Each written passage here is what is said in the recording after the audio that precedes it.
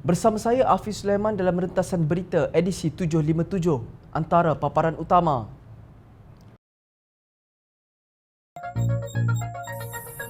Perikatan Nasional amalkan demokrasi apa? Tukar pimpinan politik mampu selesaikan krisis negara. UMNO ditikam dari belakang.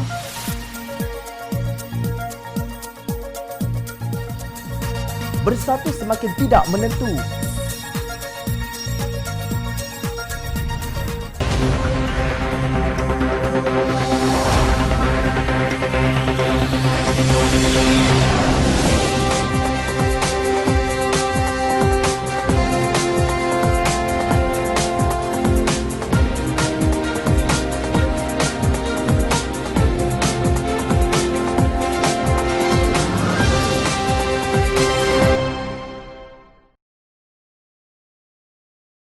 Assalamualaikum dan salam sejahtera. Setelah pengerusi Pakatan Harapan Datuk Seri Anwar Ibrahim keluar dari Istana Kelmarin dan Yang di-Pertuan Agong tidak melantik beliau sebagai Perdana Menteri, maka bersoraklah pemimpin bersatu. Hari ini telah nyata bahawa Yang Amat Berhormat Tan Sri Muhyiddin Yassin kekal mempunyai sokongan untuk terus memimpin Kerajaan Perikatan Nasional, kata Ketua Penerangan Bersatu Wan Saiful Wanjan dalam satu kenyataan media. Menurut beliau, seluruh jentera dan organisasi bersatu kekal menyokong kepimpinan Muhyiddin dalam rangka memastikan kebajikan rakyat terjaga dan ekonomi negara dapat dibina semula. Yang Berhormat Datuk Seri Anwar Ibrahim telah membohongi rakyat apabila mendakwa mempunyai cukup sokongan dalam usaha menggulingkan kerajaan. Apa yang difikirkan hanyalah cita-cita peribadi sahaja tanpa memikirkan kesan ketidakstabilan politik kepada ekonomi negara dan kebajikan rakyat, dakwanya. Menurut rekod sebelum menyertai politik, Wan Saiful merupakan Ketua Pegawai Eksekutif Kumpulan Pemikir Institute for Democracy and Economic Affairs atau IDEAS yang diasaskan beliau bersama Yang Amat Mulia Tunku Zain Al-Abidin Ibni Tuanku Muhriz, anak anda Yang di-Pertua Besar Negeri Sembilan Tuanku Muhriz Ibni Almarhum Tuanku Munawir. Ia juga melambangkan betapa Datuk Seri Anwar semakin lama semakin terpisah atau detached daripada denyut nadi rakyat yang mahukan kestabilan, katanya lagi. Entah demokrasi apa yang beliau pelajari dan promosi ketika berada dalam badan pemikir itu apabila beliau memilih untuk bersekongkol dengan gerombolan tebuk atap yang mencuri mandat rakyat pada 1 Mac lalu. Ternyata beliau telah menyeleweng daripada prinsip demokrasi yang bersandarkan pilihan raya umum dalam membentuk kerajaan. Entah ekonomi apa yang beliau ingin tawarkan, kerana sejak merampas kuasa tidak nampak pun apa-apa pertambahan dalam perdagangan dan pelaburan luar. Walaupun Kerajaan Perikatan Nasional mempunyai 3 orang duta khas Perdana Menteri bertaraf menteri. Kita faham kekangan yang dihadapi oleh Kerajaan Perikatan Nasional ekoran serangan wabak COVID-19.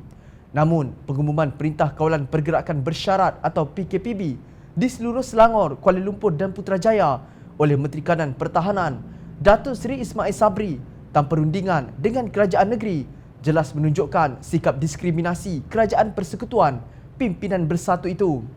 Jelas ia menunjukkan kegagalan kerajaan tebuk atap dalam menangani krisis ekonomi ekoran pandemik COVID-19. Komunikasi Kerajaan Persekutuan dengan kerajaan negeri sangat kritikal dalam menangani krisis agar ketetapan yang diambil tidak menghasilkan sebarang bentuk ketidaktentuan pelaksanaan yang akan memberi impak kepada petugas barisan hadapan, rakyat, lebih-lebih lagi pengusaha industri kecil dan sederhana. Demikian antara lain penegasan Menteri Besar Selangor Datuk Seri Aminuddin Syahri. Semua orang maklum Selangor merupakan sebuah negeri yang dikuasai pembangkang iaitu Pakatan Harapan yang bergantung hasil kepada perdagangan dan industri.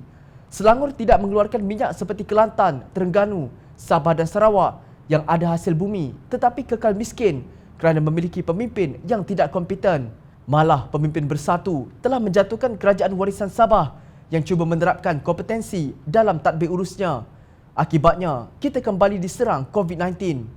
Sekiranya inilah strategi terdesak yang beliau mahu gunakan, saya cadangkan beliau bersara sahaja daripada politik negara dan benarkan tokoh lain mengambil alih kepimpinan pembangkang agar pembangkang di negara kita boleh menjadi pembangkang yang konstruktif atau konstruktif opposition sindirnya. Janganlah terlalu angkuh saudara. Entah-entah apabila bersatu benar-benar jatuh, pemimpin parti itu kemungkinan tidak terpilih pun untuk mengambil alih kepimpinan pembangkang apalagi untuk menjadi pembangkang yang konstruktif. Abah mahu menggunakan rotan, itukah idea canggih dalam demokrasi yang dapat difikirkan oleh pemimpin bersatu? Presiden UMNO Datuk Seri Dr. Ahmad Zaid Hamidi dijadual menghadap Yang di-Pertuan Agong Al-Sultan Abdullah Riayatuddin Al-Mustafa Billah Shah pada Khamis jam 5 petang.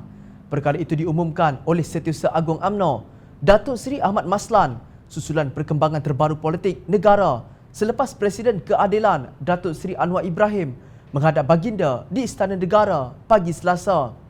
Pada petang itu pula, Pengerusi Jemaah Penasihat UMNO Tan Sri Tengku Razali Hamzah dilaporkan turut menghadap Yang di-Pertuan Agong. Ahmad Maslan juga berkata, UMNO sedang mempertimbangkan untuk menarik diri daripada menyokong gabungan Perikatan Nasional.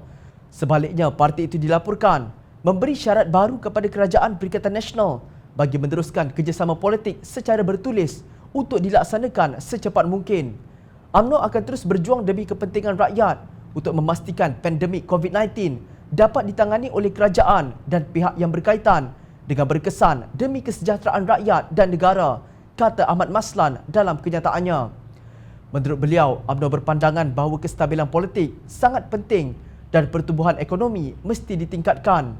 Katanya sebarang keputusan yang UMNO lakukan adalah untuk manfaat rakyat, agama, bangsa dan negara. Mesyuarat malam itu dipengerusikan Ahmad Zahid yang sebelum ini berkata beliau tidak dapat menghalang jika ahli Parlimen UMNO bertindak menyokong Anwar Ibrahim sebagai Perdana Menteri. Dalam beberapa perkara berhubung tindakan bersatu, UMNO dilaporkan sependapat dengan pimpinan Pakatan Harapan bahawa Tan Sri Muhyiddin Yassin telah gagal dalam pendekatannya demi menangani masalah ekonomi susulan serangan COVID-19. Tindakan syarikat milik Khazanah menerusi UEM Sunrise menyelamatkan Eco World Development Group Berhad atau Eco World dikecam oleh Pengerusi Amanah Terengganu Datuk Raji Kamarul Bahrin Shah. Malangnya UMNO turut terpalit kerana ahli parlimen parti itu ada yang bersekongkol dengan bersatu. Eco World merupakan bilik Tan Sri Liu Kisin dan Tan Sri Syed Mokhtar Al-Bukhari, sebuah syarikat swasta yang diberitakan sedang menanggung hutang yang tinggi. Penggabungan ini adalah satu bailout untuk menyelamatkan Eco World dan kepentingan perseorangan bukan rakyat marhin. Terkini, pentadbiran Muhyiddin Yassin terus dikecam apabila diberitakan Kerajaan Perikatan Nasional telah meluluskan pinjaman sebanyak 1 bilion ringgit kepada syarikat penerbangan murah AirAsia tetapi mengabaikan Malaysia Airlines. Menurut Nikkei Asia, pinjaman itu akan datang dari beberapa bank tempatan dan diperpanjangkan di bawah skim Dana Jamin Prihatin. Malah Kementerian Keuangan dilaporkan akan menjamin 80% pinjaman tersebut. Maknanya rakyat Malaysia yang akan bertanggungjawab jika AirAsia bermasalah, bukan Tan Sri Tony Fernandez pengasasnya. Skim Dana Jamin Prihatin diperkenalkan oleh Muhyiddin Yassin untuk memberikan bantuan keuangan kepada syarikat yang terjejas wabak coronavirus. Jaminan kerajaan adalah untuk 5 tahun pertama tempoh pembiayaan. Namun jika ia sekadar membantu bilioner seperti Liu Kisin, Syed Mokhtar Al-Bukhari dan Tony Fernandez tetapi membiarkan ribuan rakyat marhin terkapai-kapai, jelas Muhyiddin Yassin gagal. Justru jika kita tidak mahu negara ini musnah, kita tiada pilihan kecuali menukar kepimpinan sekarang kepada yang mampu menawarkan pakej rangsangan ekonomi yang lebih adil, sama rata dan seimbang. Ahli Parlimen Gua Musang Tan Sri Tengku Razali Hamzah dilaporkan dipanggil menghadap Yang di-Pertuan Agong Al-Sultan Abdullah Riayatuddin Al-Mustafa Billah Shah di Istana Negara semalam atas kapasiti beliau sebagai ahli parlimen paling lama berkhidmat. Demikian dimaklumkan Setiausaha Politik beliau, Muhammad Lokman Ghani. Menurut beliau, pertemuan itu adalah atas perkenan Al-Sultan Abdullah untuk mendapatkan pandangan daripada Tengku Razali mengenai situasi semasa politik negara. Semalam Yang di-Pertuan Agong menitahkan Tengku Razali untuk menghadap di Istana Negara. Kemudian, baru beliau pergi semalam. Perbincangan itu melibatkan 4 mata untuk Tengku Razali beri pandangan. Sekadar itu sahaja yang saya tahu. Tengku Razali dipanggil menghadap atas kapasiti individu yang paling berpengalaman, paling matang, lama dalam politik dan individu yang pernah bekerja dengan semua Perdana Menteri, katanya kepada bernama. Seterusnya, Muhammad Lokman turut menjelaskan, pertemuan itu tidak ada kena-mengena dengan kedudukan Tengku Razali sebagai Pengerusi Jemaah Penasihat UMNO mahupun sebagai wakil parti itu.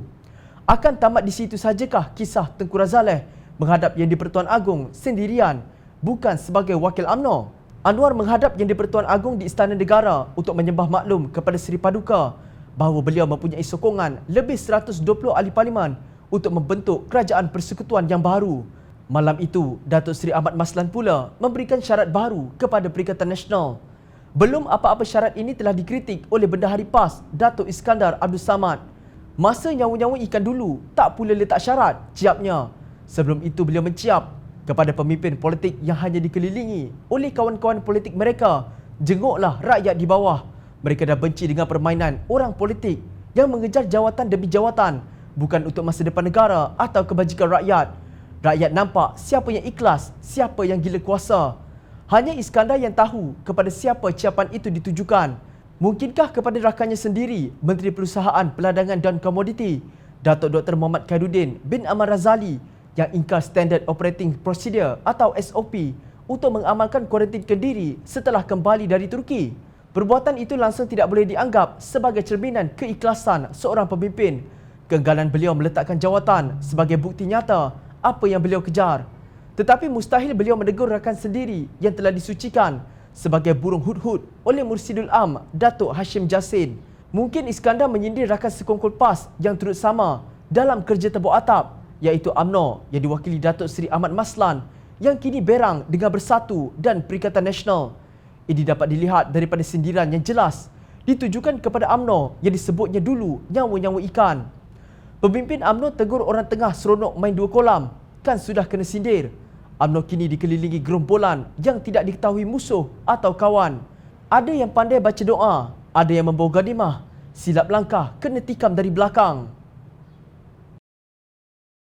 Terlalu awal bagi Bersatu dan rakan sekongkolnya PAS untuk bersorak bahawa Datuk Anwar Ibrahim berbohong dan mereka masih menguasai Putrajaya menerusi Perikatan Nasional. Apa agaknya hukuman yang boleh dikenakan ke atas orang yang membohongi rakyat jelata, malah membohongi yang di-Pertuan Agong juga? Keterangan lengkap apakah namanya jika langsung tiada senarai nama ahli parlimen pun yang dikemukakan kepada Yang di-Pertuan Agong? Jika Datuk Seri Anwar Ibrahim benar-benar yakin dengan jumlah ahli parlimen yang menyokong beliau, mengapa tidak beliau senaraikan satu persatu nama semua ahli parlimen yang didakwa menyokong beliau itu? Demikian beberapa soalan daripada pensyarah Universiti Utara Malaysia, UUM, Dr. Kamarul Yusof dipetik Harkah Daily. Orang tua-tua berpesan, telajak perahu boleh diundur, telajak kata buruk padahnya.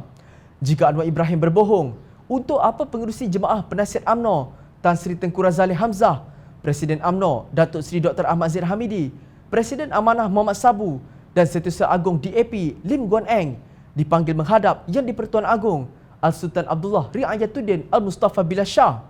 Menurut bekas Ketua Pengarang Kumpulan Akhbar New Straits Times, Datuk Ikadir Jassin, kenyataan Setiausaha Agong UMNO, Datuk Seri Ahmad Maslan, menunjukkan dengan jelas bahawa Kerajaan Perikatan Nasional, Tan Sri Muhyiddin Yassin, sama ada telah hilang majoriti misterinya atau ibarat telur di hujung tanduk seekor kerbau jantan yang akan berlaga.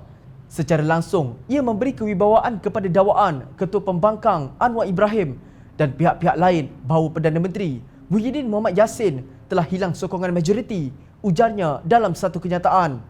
Lagipun kata Kadir, majoriti yang didakwa oleh Presiden Bersatu itu hanyalah teori dan tekaan.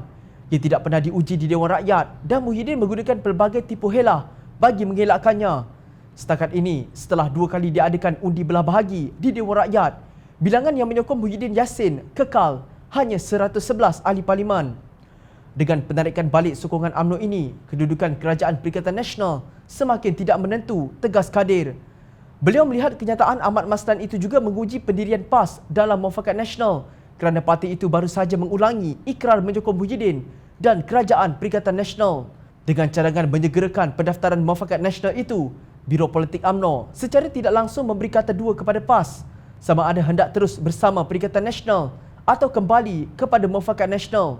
Kenyataan setia kepada Muhyiddin itu dinyatakan oleh Timbalan Presiden PAS, Datuk Seri Tuan Ibrahim Tuan Man. Namun kenyataan Ahmad Maslan jelas menunjukkan UMNO tidak gemar dengan cara PAS bermain dalam 2 kolam. Mustahil UMNO mahu menerima PAS dalam Muafakat Nasional jika ia bersama Perikatan Nasional. Lebih-lebih lagi, Tengku Razali merupakan salah seorang pemimpin UMNO yang tidak mempercayai PAS. Malah beliau menganggap PAS tidak penting dan tertawakan parti itu sebagai hanya nak dunia. Dah dapat kursi yang terbanyak di Kelantan. Sebelum ini pun. Ha? Dia nak dunia. Justru kita tunggu dan lihat siapa yang kini mendengar cakap enggang dan akhirnya termakan buah beluluk. Rakyat memerhati. Teruskan bersama kami di Jom Channel dan layari portal jomchannel.net untuk mendapatkan berita politik tanah air. Saya Hafiz Sulaiman, terima kasih. Assalamualaikum dan salam sejahtera.